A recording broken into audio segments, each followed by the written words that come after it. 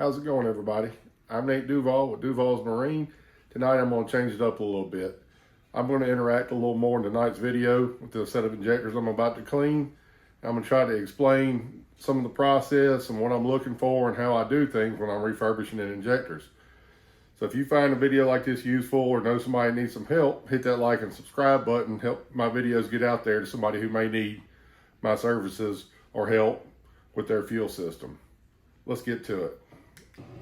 So this evening, what we have is a set of 8 FIC injectors that came from a customer who paid a shop a lot of money to do a lot of things, and they didn't.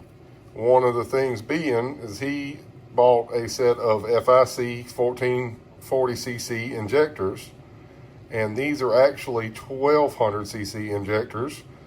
So he's not sure if these are brand new or if they're any good. So we're going to test them tonight and put them through a battery of back flushing, ultrasonic cleaning, and volume and pattern testing, and make sure these things are good when they get back to him. First thing we have to do is take these aluminum caps off the inlet and the nozzle of the injector. So let's get to it. All right, we've got all the caps off the injector and we're down to the core of what it is. And this is a Bosch EV14 style injector. It's a very good injector, very robust. Of course, these have FIC's proprietary nozzle work to give them the kind of flow capacity that they have. But all in all, it's still a Bosch core injector. These are very, very good injectors, and hopefully we can bring these back to spec, FIC spec. We're going to flow test these at 43.5 pounds. They're rated for 110 pounds per hour of fuel. So 1200 cc's, that's a lot of fuel that runs through these little guys right here. But their testing spec is 43.5 pounds. So that's what we're going to run them at. All right, so I've got these guys loaded in the test bench. And what I'm going to do first is I'm going to prime the rail and the hose, make sure there's no air in the system. And then once that's done, I'm going to leak check them. And I usually leak check them for around 30 seconds. If they're not leaking, or if they are leaking, you'll know, because I usually test them somewhere around 80, 90 pounds on a leak check.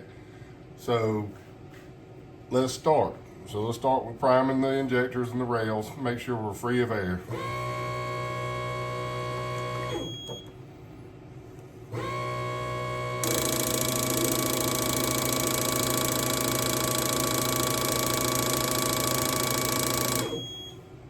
All right, so let me zoom in here so we can all do the leak check together.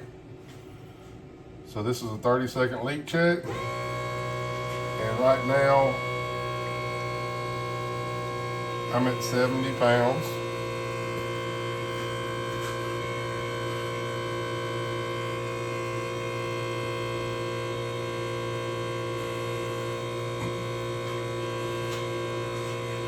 These look good. I don't see any drips. Obviously none of them are dripping or spraying when they're not supposed to be. Right now the solenoid is closed on them.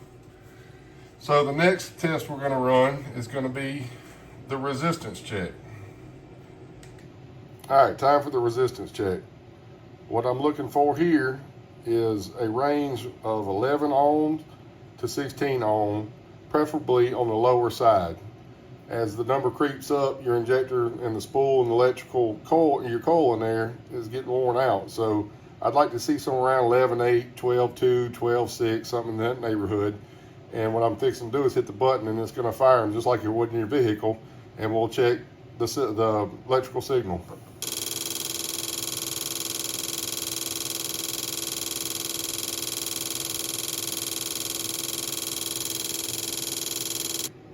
All right, next up in the test battery is pattern testing. And before I go any further, I forgot to mention earlier that for the sake of video time and everything else, I'm just doing 4 at a time. The machine I run is an as-new bench. It's more than capable of handling everything you can throw at it, but for the sake of this video, I'm just running these 4 first, but I will do the other ones and include a before and after picture. So what we're going to look for here is the patterns coming out of each nozzle, making sure they're the same or close to the same, or nothing's being impeded, and they just have a good spray pattern. So right now I've got them held wide open and they're at full flow, and I'm running them about 40 pounds wide open. They don't look bad. These actually look pretty good. So for this test, I've got them sitting on top of the graduated cylinders, and we're going to run a volume test. I'm running at 1666 RPM and a 50-50 duty cycle, which is 50% of the time they're open, 50% of the time they're closed. Normally I run a 30-second test here, but these guys move a lot of liquid, so I'm going to drop it to a 10-second test and hope they don't overflow my cylinders before we can stop.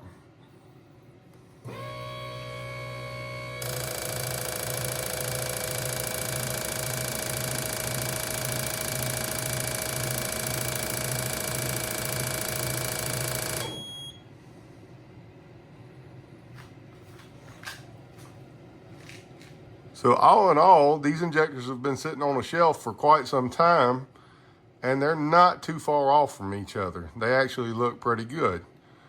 So we'll throw them in the ultrasonic bath, clean them, back flush them, and go through all the steps again.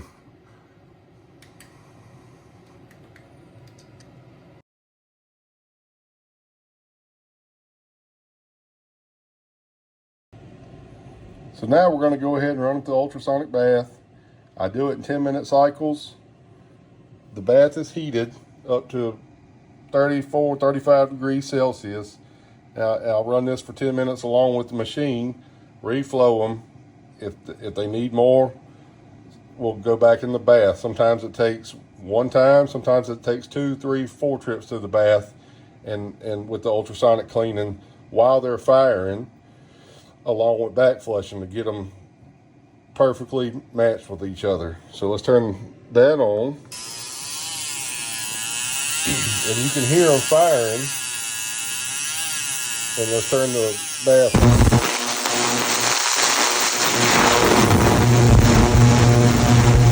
on.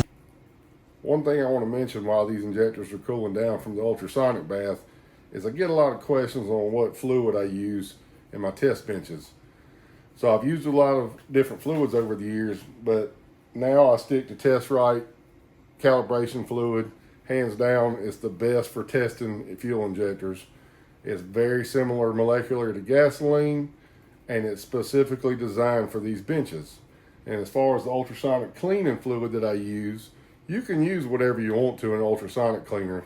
All it cares about is finding a liquid to push ultrasonic waves through. But I use distilled water and a degreaser, a simple degreaser at a 50-50 mix. And I use distilled water because it lacks the iron deposits that regular tap water or well water will leave behind that could possibly damage the internals of your injector. All right, so we're loaded back up in the machine. I've already purged the system of air, and we're gonna do our post-clean leak test. Same thing as before, we're looking for any kind of drips, leaks. Right now they're all closed, they're being held closed. We shouldn't see anything coming out of these injector nozzles.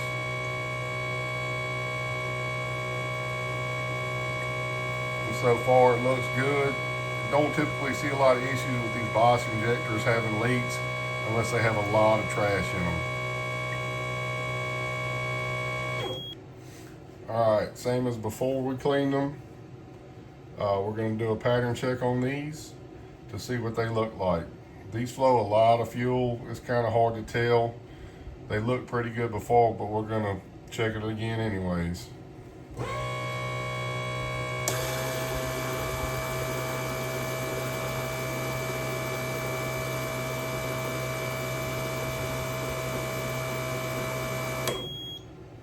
Those look pretty good. On to the post-clean volume testing. All right, they've all been through the ultrasonic bath couple times.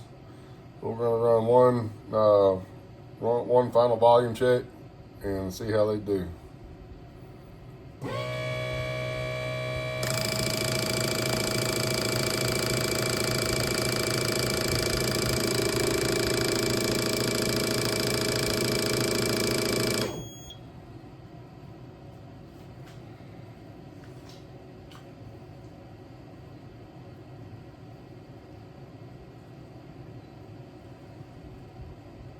Not too bad.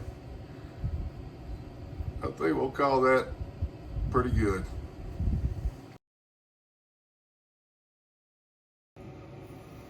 All right, now that we've finished up with the injectors, we're going to put them back together. I've already taken the old O-rings off of this guy and putting the new O-rings on. And we're going to put a little grease on both O-rings.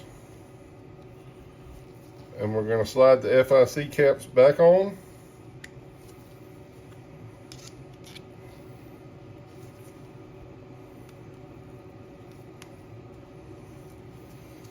And we're going to re-O-ring these guys.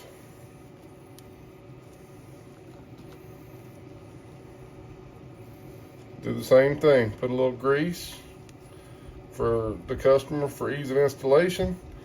And last but not least, we shoot a little dielectric grease in the plug to help with corrosion. And that's all she wrote. That's a cleaned and tested FIC 1200cc fuel injector.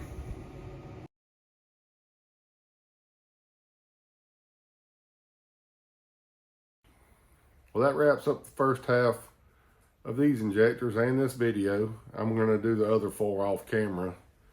I appreciate you guys watching.